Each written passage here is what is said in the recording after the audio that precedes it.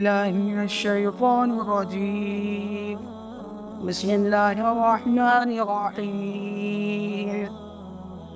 يا أيها الذين آمنوا لا تتخذوا بطانة من دونكم لا يألونكم خبالا واتلوا ما عنتم قد بدت البغضاء من أفواههم وما تخفي صدورهم أكبر قد زينا لكم الآيات إن كنتم تعقلون. ها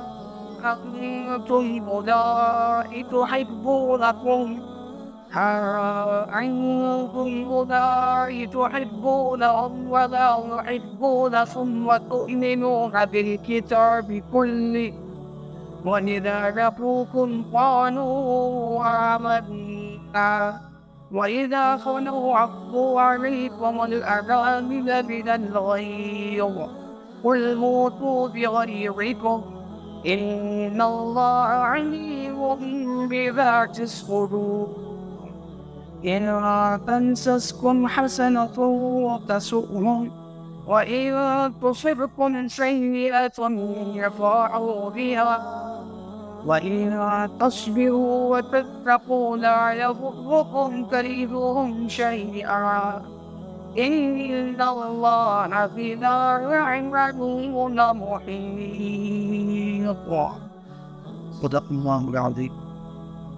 ترجمہ: اے ایمان والو، اپنے لوگوں کے سوا کسی کو صاحب خصوصیت مت بناؤ. وہ لوگ تمہارے ساتھ فساد کرنے میں کوئی دقیقہ نہیں رکھتے، تمہاری معذرت کی تمنا رکھتے ہیں، اور واقعی وہ ان کے منہ سے ظاہر ہو پڑتا ہے، اور جس قدر ان لوگوں کے دلوں میں ہے وہ تو بہت کچھ ہے. ہم علامات تمہارے سامنے ظاہر کر چکے ہیں اگر تم عقل رکھتے.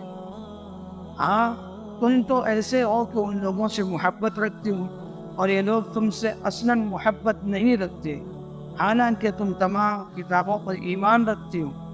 اور یہ لوگ جب تم سے ملتے ہیں تو کہہ دیتے ہیں کہ ہم ایمان لے آئے، اور جب الگ ہوتے ہیں تو تم پر اپنی انگلیاں کاٹ کاٹ کھاتے ہیں. تمہارے غیظ کی کہ تم کہہ دو کہ تم مر رہے ہیں اپنے غصے. بے شک اللہ تعالیٰ خوب جانتے ہیں دلوں کی باتوں کو. اگر تم کو کوئی اچھی عادت پیش آتی تو ان کے لیے اور جگہ رنج ہوتی، اور اگر تم کو کوئی ناگوار عادت پیش آتی تو اس سے وہ خوش ہوتے. اور اگر تم استقلال اور تقوی کے ساتھ رہو تو ان لوگوں کی تدبیر تم کو ذرا بھی ضرر یعنی نقصان نہ پہنچا سکے. بلا شبہ اللہ تعالیٰ ان کے اعمال پر احاطہ رکھتے ہیں. تفسیر و تشریح. آج سورہ آل عمران کی آیت نمبر 118 تا 120 تلاوت کی گئی. گزشتہ آیات میں پہلے اہل کتاب یہود و نصارہ کی تعریف کی گئی تھی، جنہوں نے صدق دل سے دین حق قبول کر لیا تھا اور اس پر عامل ہو گئے. پھر ان کے برخلاف ان کفار یہود و نصارہ کی مذمت فرمائی گئی جو اپنے مال و اولاد پر نظر کر کے دین حق سے محروم رہے.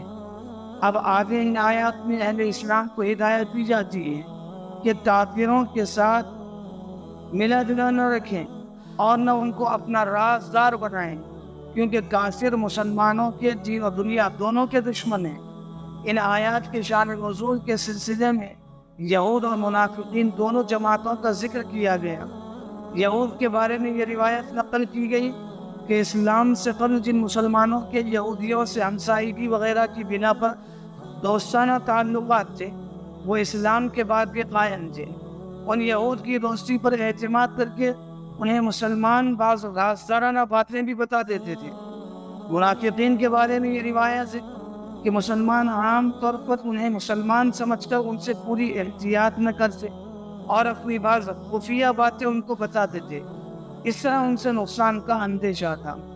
اہل ایمان کو یہود و منافقین کے شر سے بچانے کے لیے یہ آیتیں نازل ہوئی اور ان میں صاف صاف بتلا دیا گیا کہ مسلمانوں کے سوا کسی اور کو اپنا رازدار نہ بنائیں اور دوسرے مذہب والوں میں سے کسی کو برتاؤ میں صاحب خصوصیت نہ بنائیں، کیونکہ یہودی ہو یا عیسائی، منافقین ہو یا مشرکین، کوئی جماعت مسلمانوں کی خیر خواہ نہیں ہے بلکہ یہ لوگ ہمیشہ اس کوشش میں رہتے ہیں کہ مسلمانوں کو نقصان پہنچائیں، دینی اور دنیاوی خرابیوں میں مبتلا کریں۔ ان کی خوشی اسی لیے ہے کہ مسلمان تکلیف اور مصیبت میں رہے اور کسی نہ کسی تدبیر سے مسلمانوں کو نقصان پہنچایا جائے، اور جو دشمنی اور بغض ان کے دلوں میں ہے وہ تو بہت زیادہ ہے، لیکن بسا اوقات عداوت و دشمنی کے جذبات سے مغلوب ہو کر بلند بلا ایسی باتیں کر گزرتے ہیں جو ان کی گہری دشمنی کا صاف پتہ دیتی ہے۔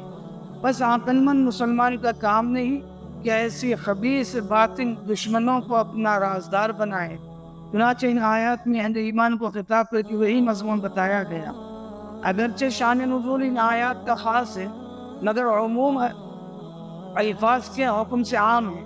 اس طرح گویا تمام مسلمانوں کو غیر مذہب والوں سے خصوصی دوستانہ اور محبت کے تعلقات کی ممانعت فرمائی گئی، اور اس میں یہ بھی داخل ہے کہ ان کو اپنا ہمراز نہ بنایا جائے، نہ ان کو اپنے قومی، ملکی اور دلی انتظامات میں دخیل بنایا جائے۔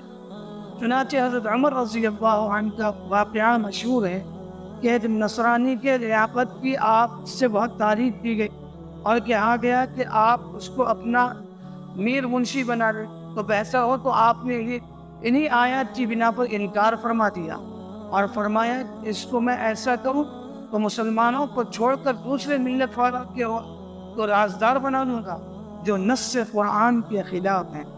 اسلام نے اپنی عالمگیر رحمت کے سائے میں جہاں مسلمانوں کو غیر مسلموں کے ساتھ ہمدردی، نفع رسانی اور عہد کی پابندی، مروت اور رواداری کی تعلیمات دی، وہی عین حکمت کے مطابق مسلمانوں کی اپنی تنظیم اور ان کے مخصوص شعائر کی حفاظت کے لیے یہ احکام بھی صادر فرمائے کہ قانون اسلام کے منکروں اور باغیوں سے تعلقات ایک خاص حد سے آگے بڑھانے کی اجازت مسلمانوں کو نہیں دی جا سکتی کہ اس سے فرد اور ملت دونوں کے لیے نقصان کے اور خطرے ہیں۔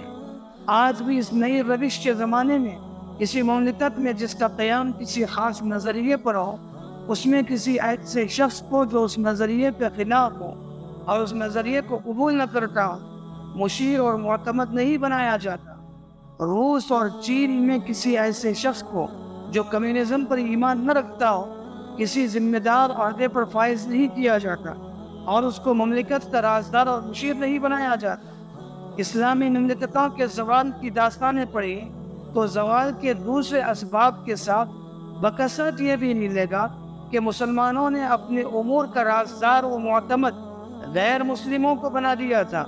سلطنت عثمانی کے زوال میں اس بات کو کافی دخل تھا، اور اس حکم کی جو یہاں آیت میں مسلمانوں کو دیا گیا علت بھی بیان فرماتی گئی کہ غیر مذاہب والوں کے دلوں میں مسلمانوں کی طرف سے آز بھری ہوتی ہے، وہ ہمیشہ مسلمانوں کے نقصان ہی کے خواہش مند رہتے ہیں، اور ان کے دلوں میں مسلمانوں کی طرف سے بغض بھرا رہتا ہے۔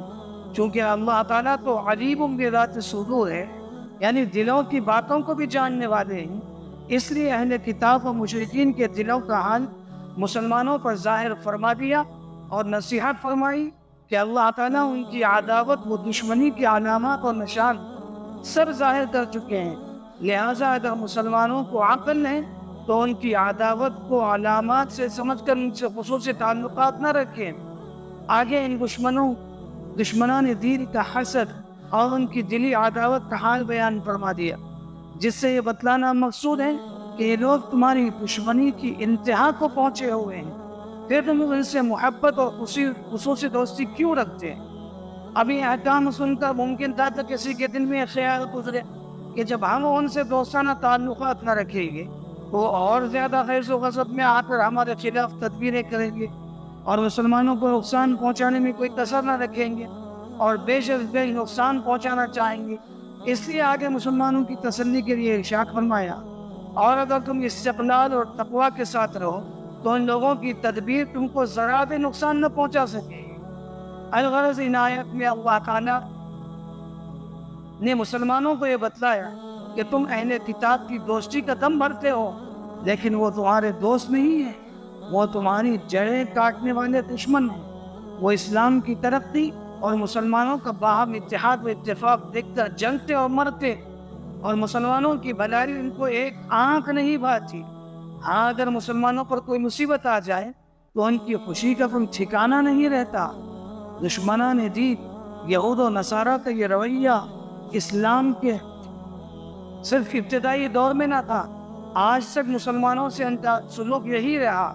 یہ دوسری بات ہے کہ اپنی ہی کسی مصلحت کی بنا پر کچھ وقت کے لیے اپنی دشمنی کے اظہار سے باز آ جاتے ہیں، کہ اللہ تعالیٰ نے یہاں مسلمانوں کو دشمنان دین اسلام سے محفوظ رہنے اور ان کے مکر و فریب اور سازش کارگر نہ ہونے کا حتمی نسخہ بھی بتلا دیا، اور وہ دو چیزیں ہیں، ایک تو صبر، دوسرے تقوی۔ مسلمانوں کا ان دو چیزوں کے اختیار کرنے پر وعدہ ہے، لا یغرکم کیدہم شیئا، یعنی دشمنان دین کے فریب اور چالاکیوں سے مسلمانوں کا کچھ نہ بگڑے گا۔ اب دیکھیے یہاں یہ نہیں فرمایا کہ وہ کوئی دعو پیچ یا مکر و فریب نہ کر سکیں گے، بلکہ یہ وعدہ فرمایا کہ ان کے دعو پیچ اور مکر و فریب کارگر نہ ہو سکیں گے، بشرطے کہ مسلمان صبر و تقوی پر مستقیم رہے۔ اب صبر و تقوی کی تفصیل تو بہت ہے، مختصراً یوں سمجھ لیجئے کہ استقامت علی الدین، عزم صمیم، استقلال، ثابت قدمی، یہ سب صبر میں داخل ہیں، اور تقوی میں خوف خدا، پرہیزگاری، اللہ تعالیٰ پر بھروسہ و توکل، نافرمانی سے بچنا، گناہوں سے پرہیز، یہ سب آ گیا۔ تو خلاصہ ان ہدایات کا یہ ہوا کہ مسلمانوں کو چاہیے کہ وہ اللہ تعالیٰ سے اپنا معاملہ درست رکھیں، اس کی قدرت و طاقت پر بھروسہ رکھیں اور یقین کریں، اور اس کی رسی کو مضبوطی سے پکڑیں، دین پر استقامت، گناہوں سے پرہیز، باہمی اتحاد و اتفاق، ایک دوسرے کے حقوق کی ادائیگی پر جمع ہو جائیں، انہیں کفار و مشرکین، یہود و نصارہ اور معاندین اسلام کی سازشوں اور مخالفتوں سے کوئی نقصان نہ ہوگا۔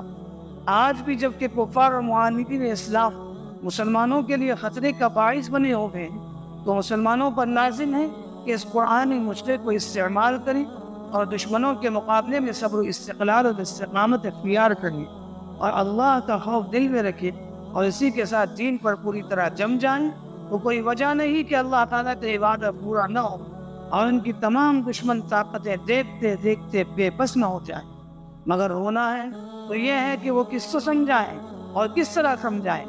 ہم نے تو دین بیزاری پر کمر باندھ رکھی ہے، ہر معصیت ہمارے یہاں قابل فخر ہے، اور ہر بے دینی ہماری ترقی کا راستہ ہے۔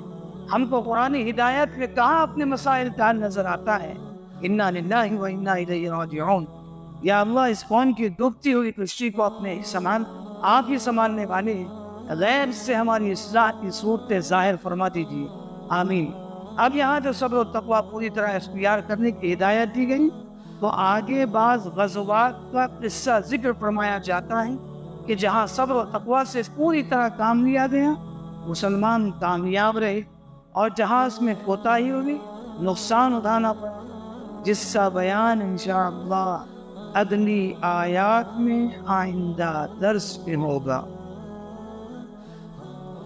دعا کیجیے اللہ تبارک و تعالیٰ یہ قرآن کی ہدایات ہمارے قلوب میں بھی جما دے، اور ہم کو اور ہماری پوری قوم کو ان ہدایات پر عمل پیرا ہونے کی توفیق نصیب فرمائے۔